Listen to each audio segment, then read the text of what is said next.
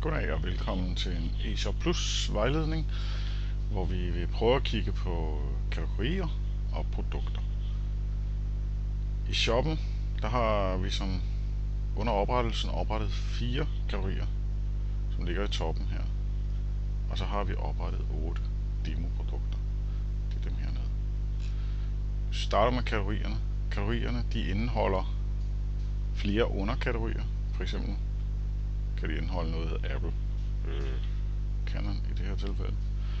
De kan også indeholde brands, hvis man ønsker det. Når man klikker ind på en kategori, så får man vist de produkter, som er med i kategorien. Det her tilfælde er de 3 her. Og man kan klikke ind på produktet og får sådan set de informationer, som er normalt på sådan et her.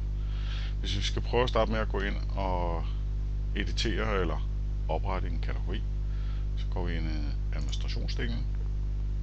Under katalog tager vi kategorier, og vi kan så nu se, at vi har 1-4 og en underkategori, der hedder 5. Hvis man vil rette en kategori, så trykker man sådan set bare på ret, og så kan man navngive kategorien her. Man kan indsætte en beskrivelse af de produkter eller den område, som kategorien indeholder, og man kan lave nogle nøgleord. Så kan man lave en beskrivelse af kategorien, og der kan man indsætte billeder. De billeder vil i det her tilfælde være med heroppe i den beskrivelse, som vi sætter heroppe. Det er her.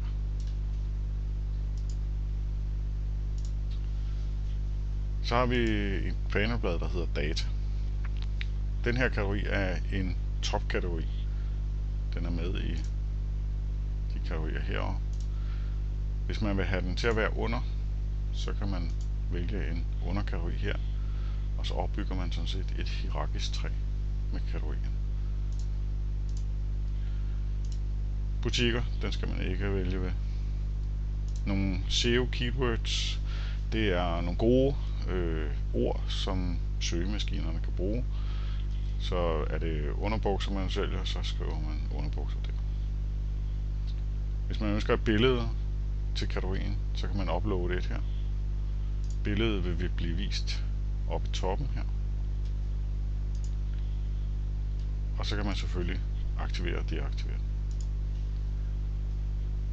Det er sådan set det, der er med kategorierne.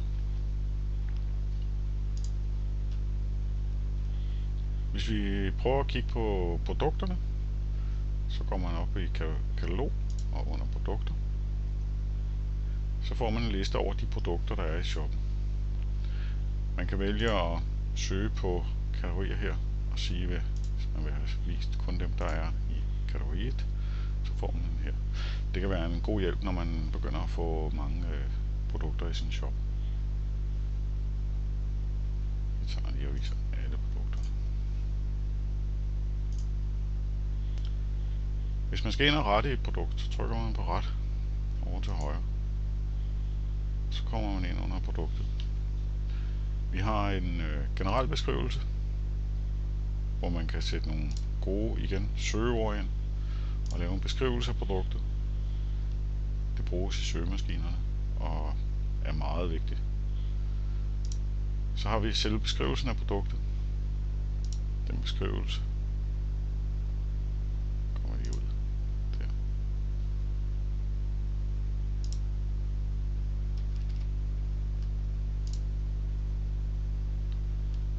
Beskrivelsen af produktet er den, der vil stå hernede.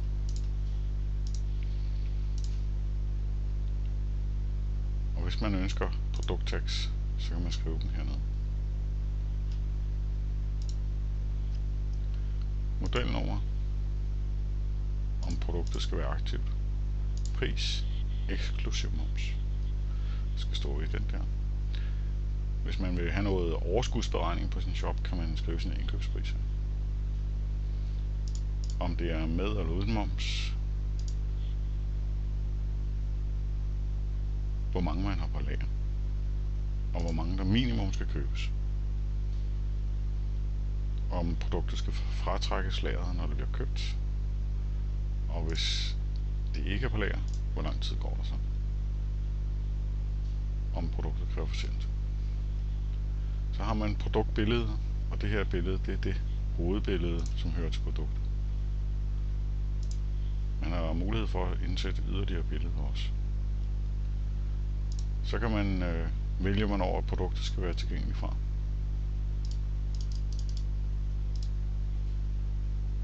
Og man kan lave en sortering på. Og det er en sortering af de produkter, der er i den kategori. Eventuelt dimensioner og en vægt på produktet. Der er indbygget en vægtberegning i shoppen, så man kan lave noget vægtberegnet forsendelse. Så har vi link. Et produkt kan være, til at starte med har producenten. Der kan man vælge, hvilken producent der har oprettet eller lavet produktet. Og det er for, at hvis kunden ønsker at lave en producentsøgning, så får man vist tingene. Så kan man vælge, hvilken kategorier produktet skal være medlem af. Det kan være medlem af flere kategorier. Det vælger man til og fra her. Butikker skal man ikke røre ved. Hvis man ønsker, at det er et download-produkt, så kan man sætte det ind her. I øjeblikket er der ikke nogen downloads i den her, og vi laver en videovejledning på, hvordan man gør det senere. Så kan man have relaterede produkter. Relaterede produkter er de produkter, som er hernede under hovedprodukt. Der til og fra vælger man her, og kan tage forskellige kategorier.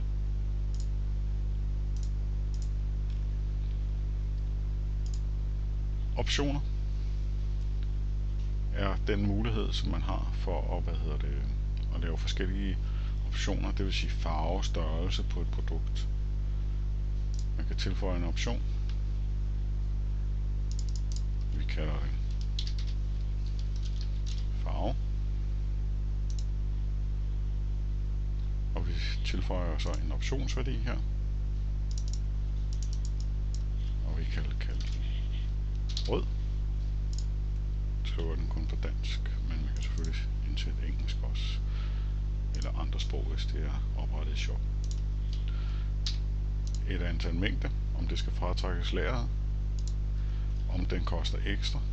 Hvis nu vi siger, at den her koster for eksempel 10 kroner mere eller mindre end det normale produkt. Og så siger vi gennem.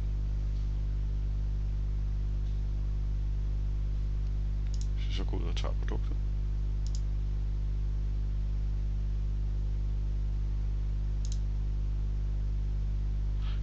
Så har vi fået en rød her, og den har fået en pris, som hedder plus 12,5. Det er jo fordi alle produkters priser bliver skrevet med x-moms.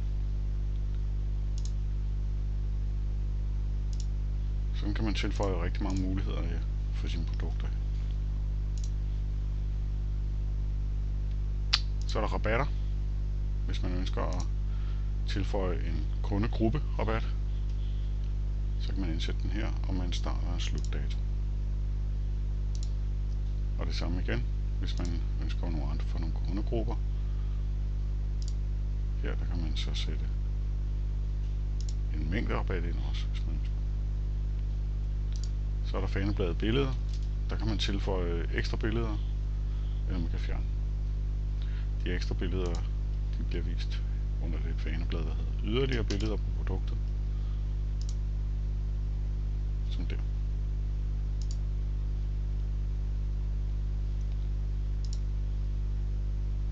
Det var sådan set, hvad der var for produkterne. Når vi opretter shoppen, så opretter vi, så er der indlagt nogle demoprodukter, som man kan bruge. Man kan tilrette dem. En god start er, at man kan tage og navngive de nuværende kategorier til noget, som svarer til ens egne produkter. Og så kan man eventuelt efterfølgende gå ned og rette de demoprodukter, der ligger i shoppen, til, så de passer til ens. Så kommer man ind og i gang. Man kan selvfølgelig også tage et produkt, som man synes er godt, markere det og kopiere det. Så kan man kopiere et godt produkt videre og rette ind. Det var det.